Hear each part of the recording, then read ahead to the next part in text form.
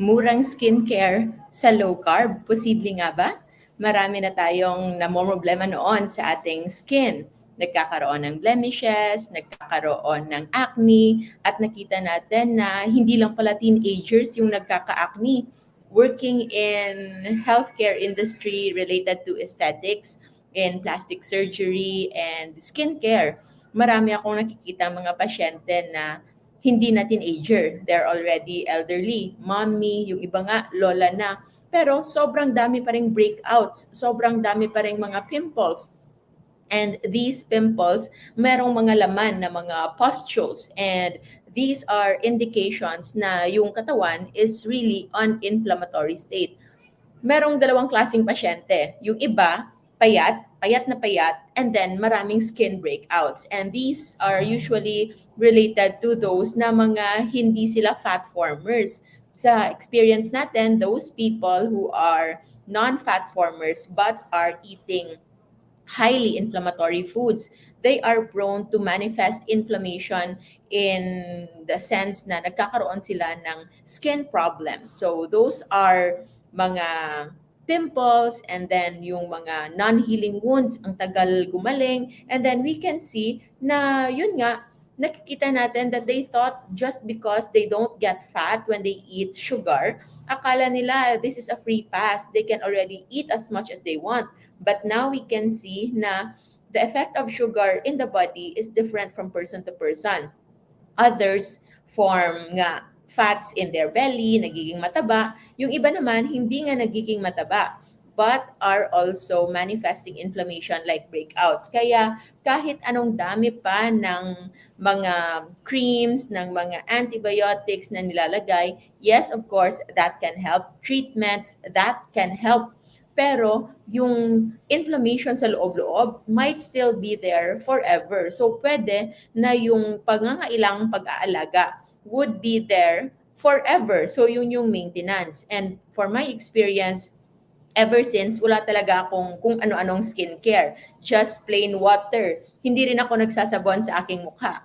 But there was a time in my life when I was studying for board exam na grabe yung breakouts ko. From time to time, nagkakaroon ako ng kung ano-anong mga breakouts, 4 to 5 na malalaki talaga.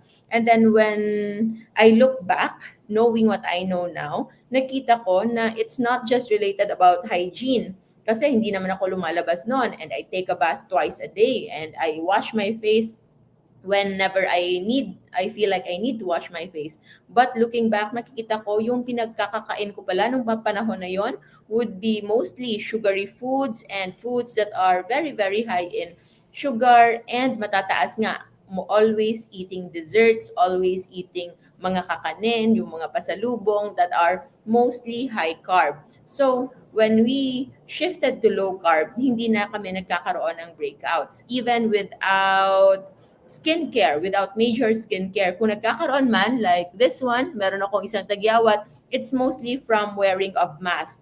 Usually, I realize if I will wear mask, I have to change it at least twice a day.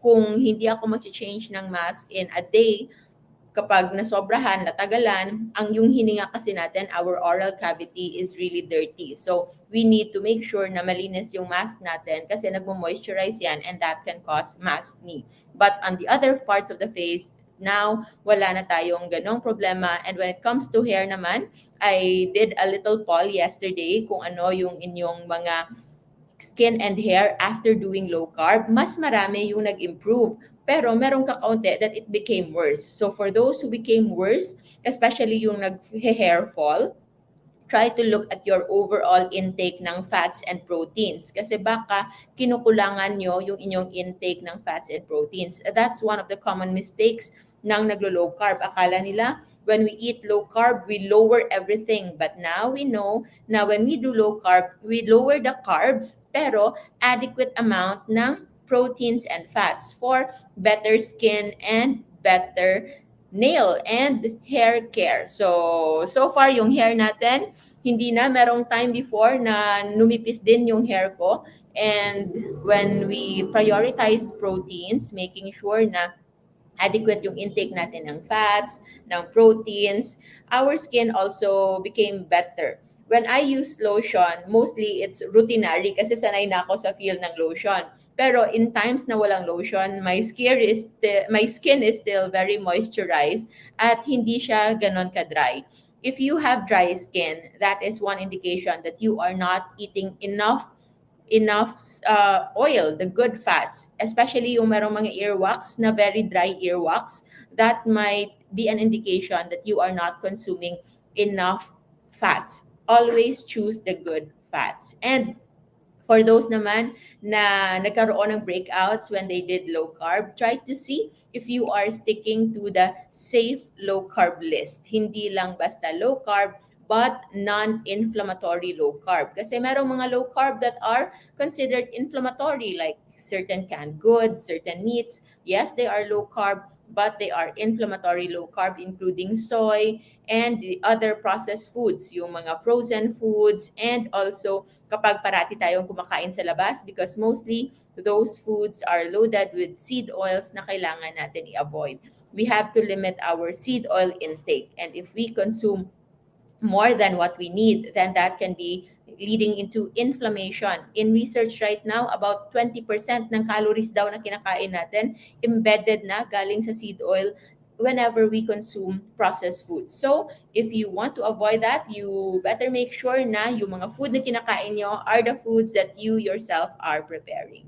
So, nandyan na yung aking grab, and I think I need to go. Yun lang muna for now. I hope you get to experience healing and improvement when it comes to your skin, hair, and nails. Because the moment you do low carb, you will no longer need too much treatment. And if ever you will choose to have treatment, then hindi lang siya para pangpawala lang ng mga blemishes. It can be artista level skin, hair, and nails. So if you want to spend something for your skincare, better spend it and maximize the benefit. If you remove the inflammation in your body, you can see your skin glowing the natural way. And when it glows the natural way, kung meron pang mga marks na mga acne marks from the past, then those can be treated with treatment. But if you can just wait, autophagy and proper low carb can eventually make your skin look the healthiest way, the most natural way, and